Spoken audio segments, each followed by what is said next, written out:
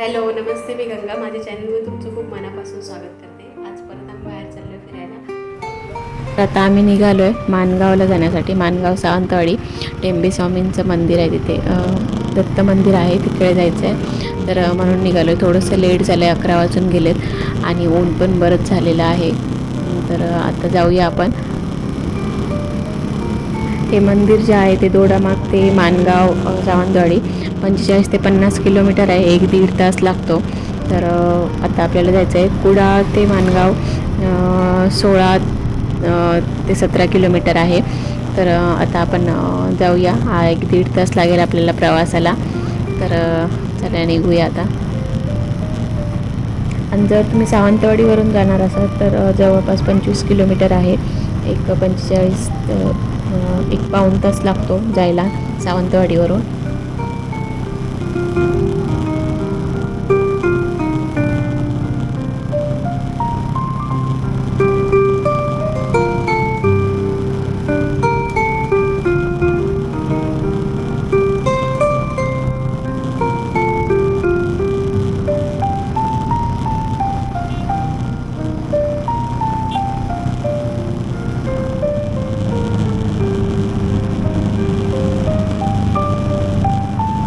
हा मुंबई गोवा हायवे आहे.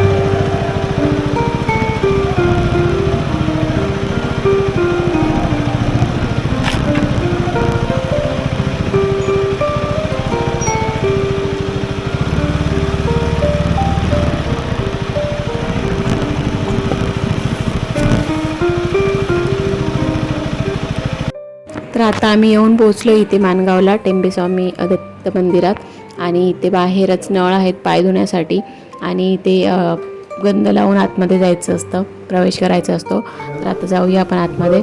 आणि इथे एक पालखी पण आलेली आहे गिरनारची. तर छान वातावरण आहे आणि मंदिर खूपच सुंदर आहे, एकदम मोकळं मोकळं आहे, प्रशस्त आहे आणि खूप छान वाटतं आहे.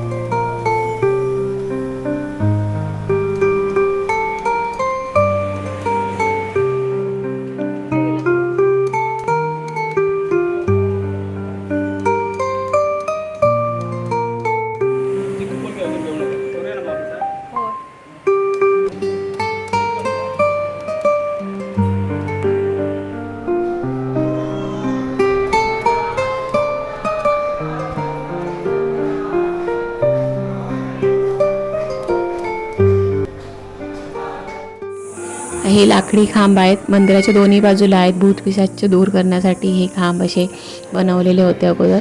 आणि आमचं दर्शन घेऊन झालं व्यवस्थित. आणि आता आम्ही महाप्रसाद घेण्यासाठी जातो आहे. जराशीच लाईन आहे. प्रसादाला जाण्याच्या अगोदर आपल्याला कुपन काढावे लागतात आणि त्याच्यानंतर मग आपण प्रसाद घेऊ शकतो. तर इथे आम्ही चाललो आहे आता प्रसादासाठी.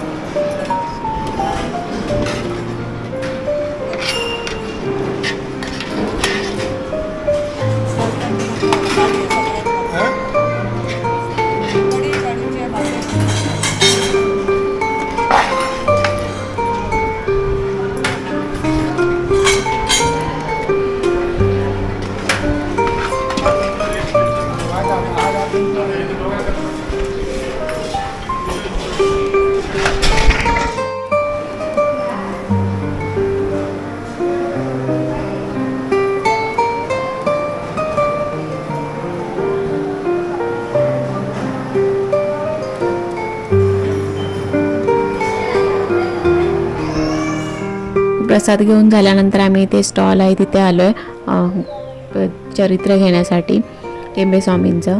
तर इथे बरेच प्रकारची पुस्तकं आहेत बघा आणि बऱ्याच वस्तू आहेत छान अशा उपयोगाच्या.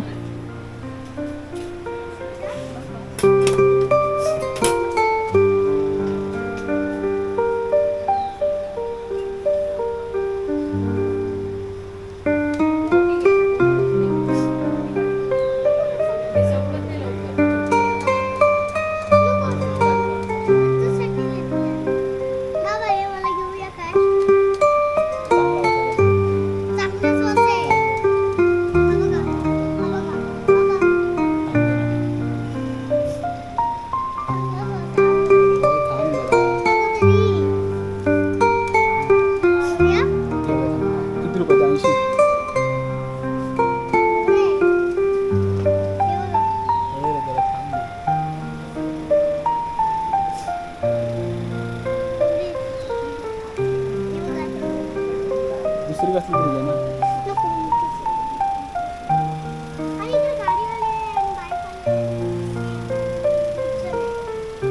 हिसाब पण आलं हिसाब. आणि इथे काही मराठी कलाकार पण दिसले आम्हाला. हे बघा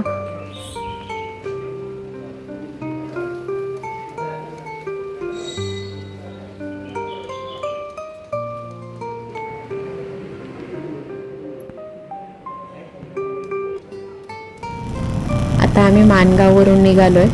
माणगाववरून आता आम्ही चाललो आहे धामापूरला. धामापूरचं भगवती मंदिर आणि जिथे दशावतारची शूटिंग झाली तो तलाव, तर ते बघण्यासाठी. माणगाव ते धामापूर हा जवळपास 29 किलोमीटरचा एवढा प्रवास आहे.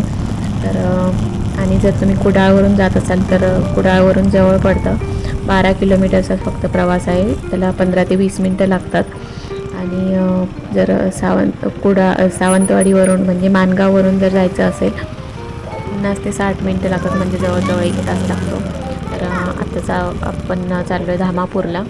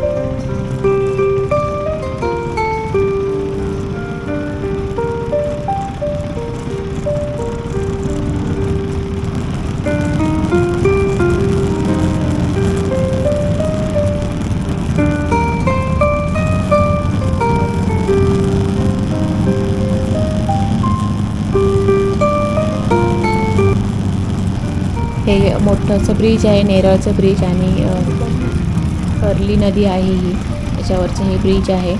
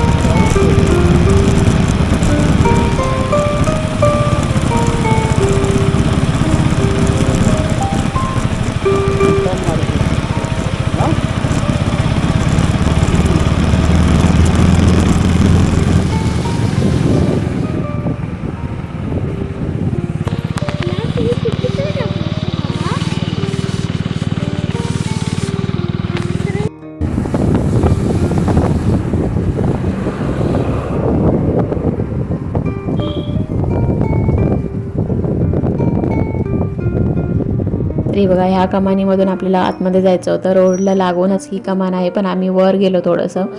तर आता आपण जाऊया आतमध्ये मंदिराकडे. रोडला लागूनच ही कमान आहे छोटीशी. तिथून आपल्याला आतमध्ये जायचं आहे.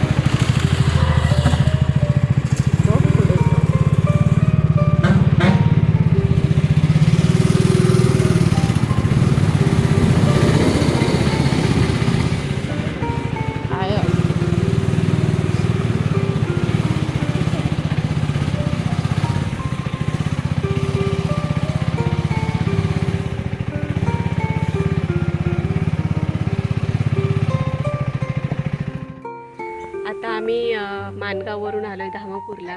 इथे मंदिरात ती मंदिर आहे, तर तिकडे आलो आहे. आणि इथे दशावतार पिक्चरमधलं शूटिंग पण झालेली आहे. तो तलाव आहे, तर तो तलाव पण दाखवते. त्याच्या अगोदर आपण मंदिरात जाऊया. इथेच फणस लागलेले भरपूर, तर आम्ही इथे जरा बघायला आलो. त्या कमानीमधून सरळ वर आल्यावर तिथून पायऱ्या आहेत पुढे मंदिराकडे जायला. आम्ही इथे गाडी पार्क केली जराशी पुढे, तर इथे पण छोट्याशा पायऱ्या आहेत. तर तिथूनच आम्ही वर चाललो आहे. आणि इथे फणस आहे, फणसाचं झाड आहे आणि त्याला एवढे फणस लागलेले आहेत. खाली पूर्ण मुळाला फणस लागलेले आहेत. ते पण तुम्हाला दाखवते अगोदर, आणि नंतर मग आपण जाऊया मंदिरात. बाईक वरती आली असती काय?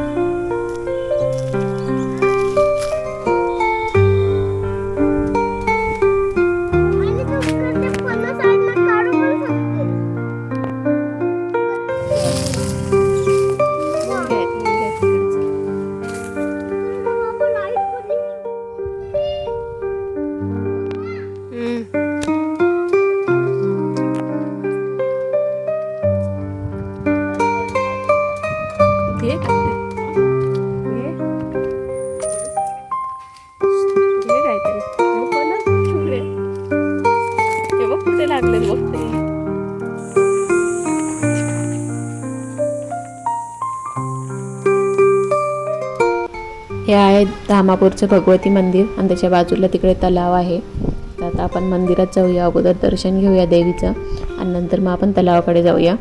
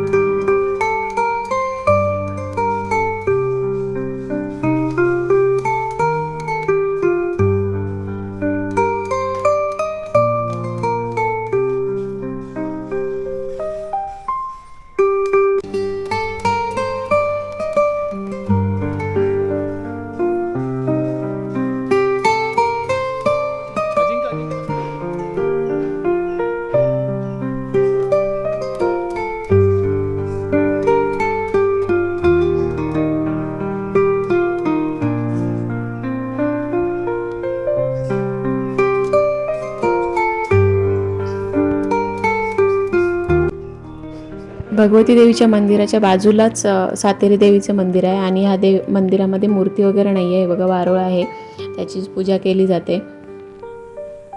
आणि हा आहे तो तलाव जो आपण दशावतार मूवीमध्ये बघितलेला आहे. हा सुंदर असा तलाव, ऐतिहासिक तलाव आहे हा. आणि कोकणातील सगळ्यात मोठ्या तलावांपैकी एक आहे. खूप मोठा तलाव आहे. जवळजवळ हा 5 एकर एवढ्या क्षेत्रामध्ये पसरलेला आहे. एवढा मोठा तलाव आहे हा.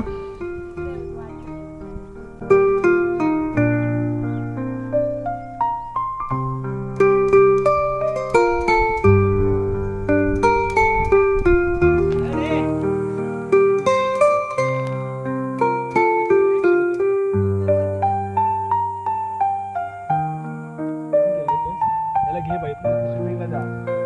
उतर. अजून की उतरतोय, सोडून देणार हात आता.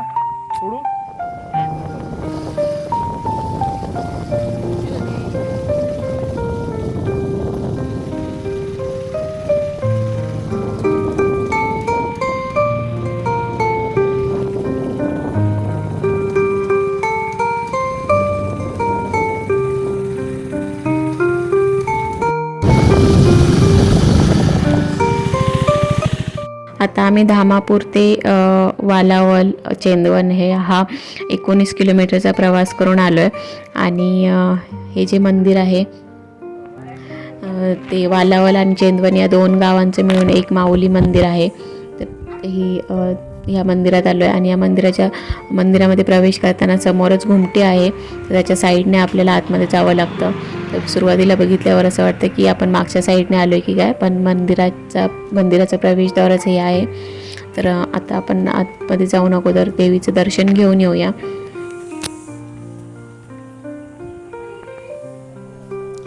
आणि हे जे तुम्हाला वस्तू दिसत आहेत या सगळ्या नवसाला बोललेल्या वस्तू आहेत. म्हणजे नवस पूर्ण झाल्यानंतर भेटलेल्या वस्तू आहेत. या लाकडी वस्तू आहेत, सगळे पाळणे वगैरे, घरं वगैरे, बऱ्याच प्रकारच्या वस्तू आहेत जे ह्या देवीकडे नवस बोलतात लोक. आणि ते त्यांचे नवस पूर्ण झाल्यानंतर त्या वस्तू देवीला अर्पण करतात. तर आता आम्ही देवीचं दर्शन घेतलं आहे आणि आता आम्ही चाललो आहे वेंगुर्ला मार्गे दोडामागला. तर जाऊया, कारण आम्हाला इथे आंबे पण घ्यायचे आहेत पुढे, म्हणून आम्ही ह्या रूटने चाललो आहे.